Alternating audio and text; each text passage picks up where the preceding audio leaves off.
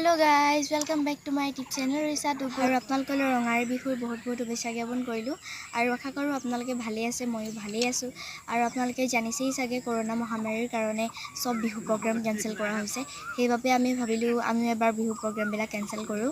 আৰু সেইবাবে ভাবিলোঁ বগৰ চাপৰ্টে এপাক নাচো ভিডিঅ'টো সম্পূৰ্ণকৈ চাবলৈ একেবাৰে নাপাহৰিব কিন্তু থ্যাংক ইউ